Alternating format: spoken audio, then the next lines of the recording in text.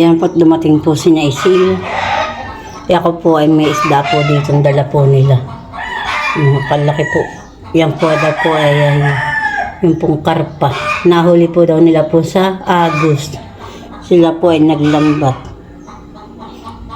Ngayon po ay sila po ay bumalik po uli doon po sa Nakar. At sila daw nga po ay maglalambat po daw po uli. Madami daw pong nahuhuli sa Agos na isda. Ayan.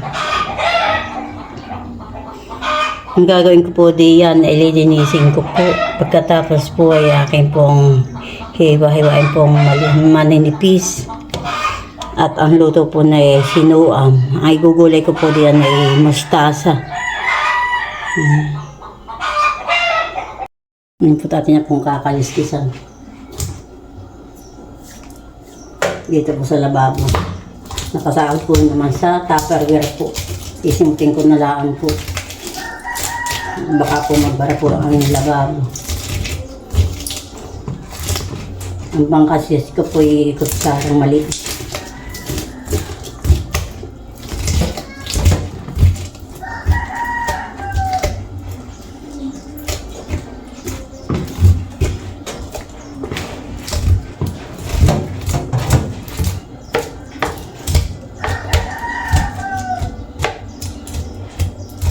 Yung mga pulis na isila. Nagdala po din na ng ulam po doon sa kanilang rin.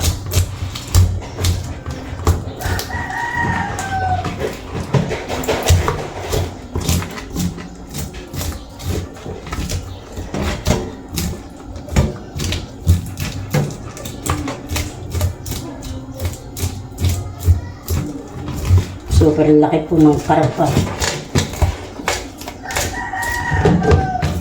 Mga ako'y mataba.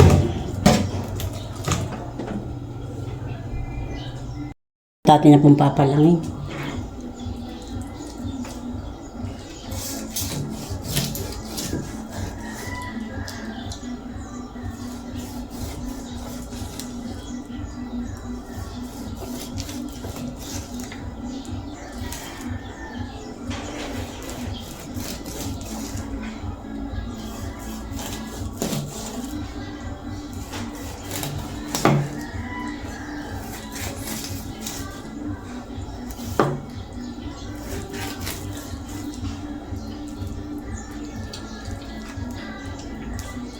Nakati may itlog. Tatanggalin ko po yung itlog. Di ko na po isasama.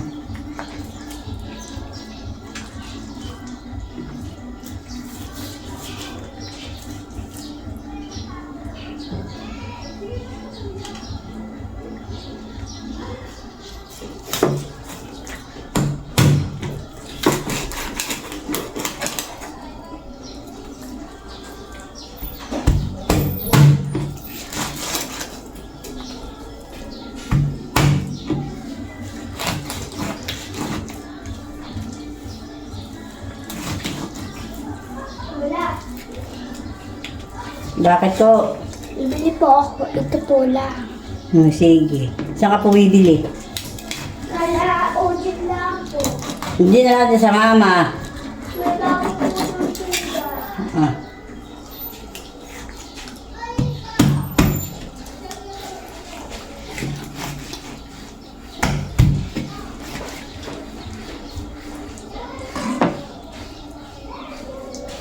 Tatanggalin ko po itong mga itlog. Hindi ko na po isasama. Ito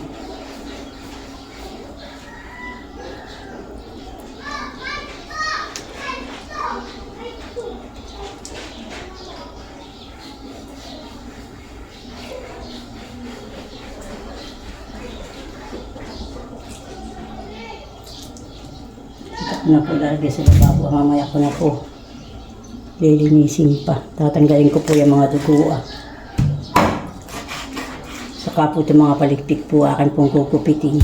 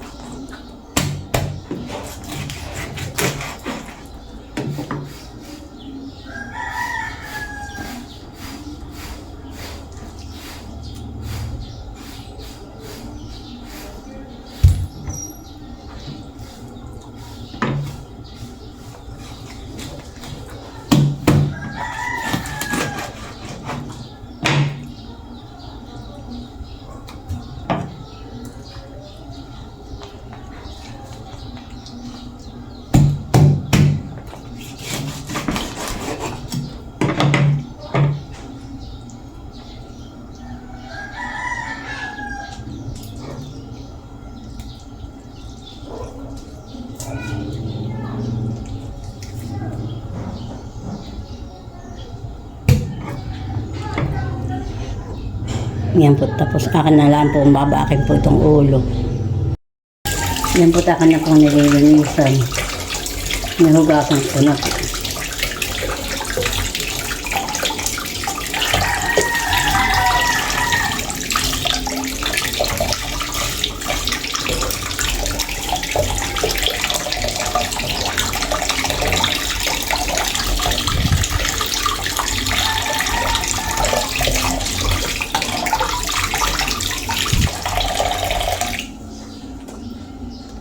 Ako na lang po tanggalin yung mga palikpik po.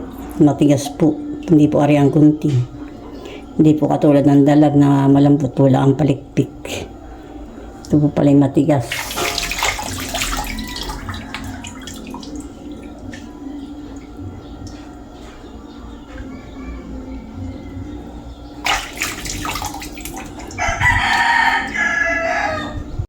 Yan po, tapos ko na po linisan ang isda. Yan po naman po ay lalagyan ko po ng asin.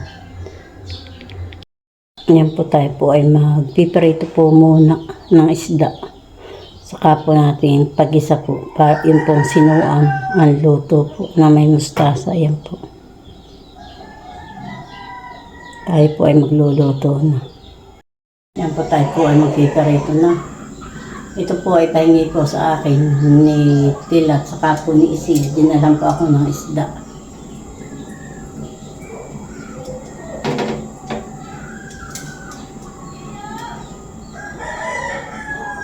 Mali na po magpiprito.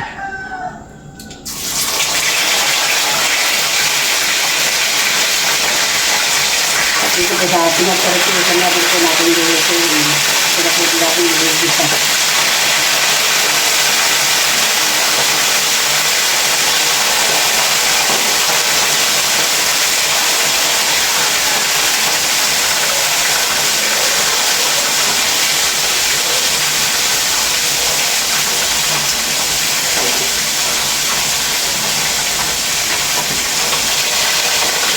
para po bayan sa kulang-kulang.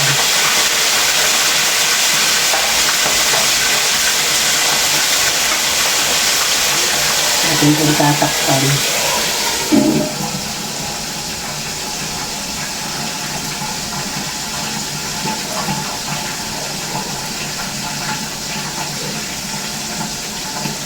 Naroon po munang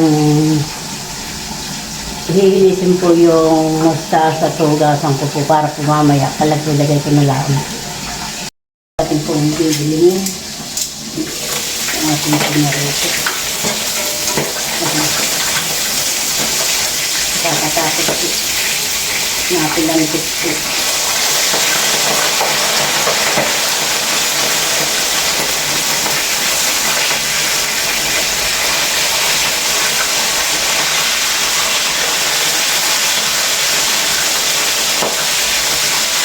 Ay, napakit.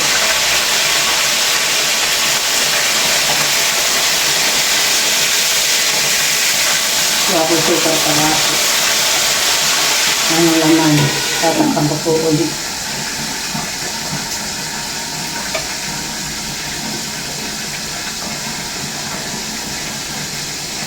Natinipid po yung mantika, nakakatakot po, baka po makuha sa mukha. Dati na kung titingin ito, arin ito. Ito na.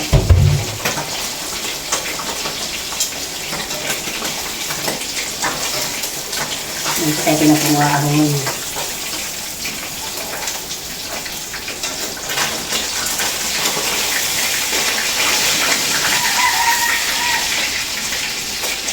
Dati na kung maahon.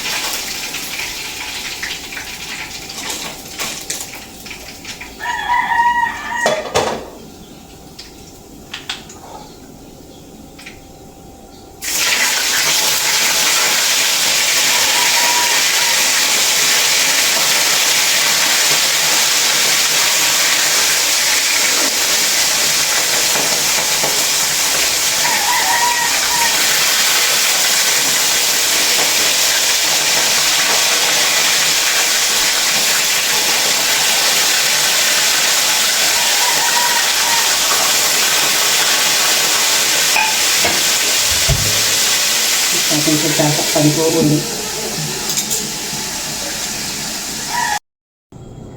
Yan po tayo po ay mag-iisa na. Unahin po natin muna yung luya.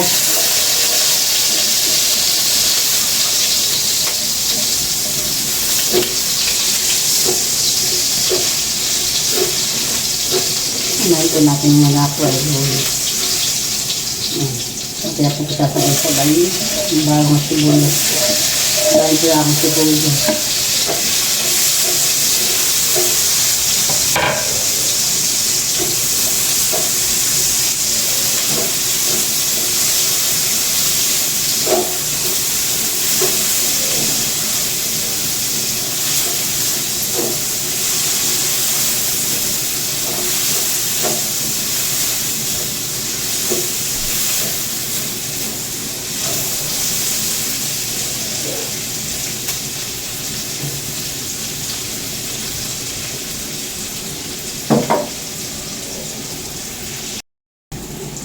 Tapos lalagyan po ng paminta.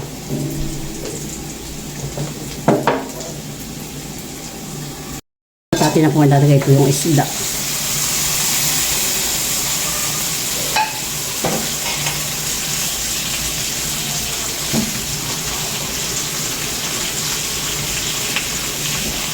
Tapos ilagyan na po natin ng sabaw. Salita sa pula ang ating panglalagay.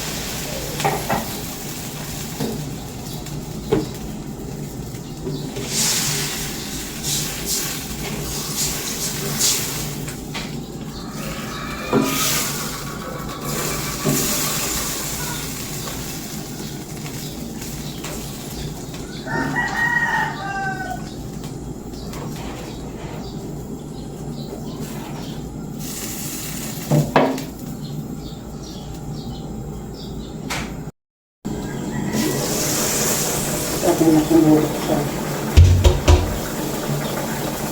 Atin na kung lalagay po yung dalawang sili.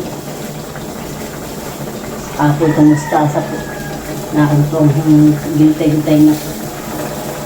Ito po yung masarap yung kinilaw. Ito po yung mustasa. Ito po hindi po mapait.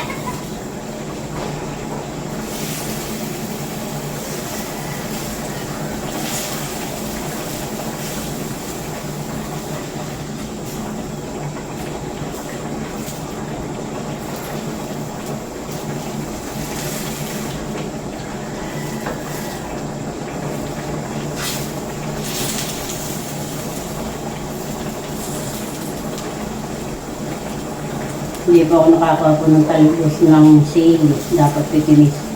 Talbos ng sili pa. Sabi ko masarap.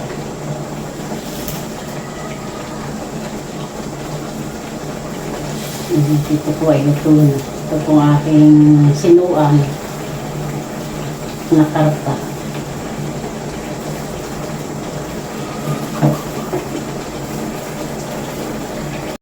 Luto na po yan.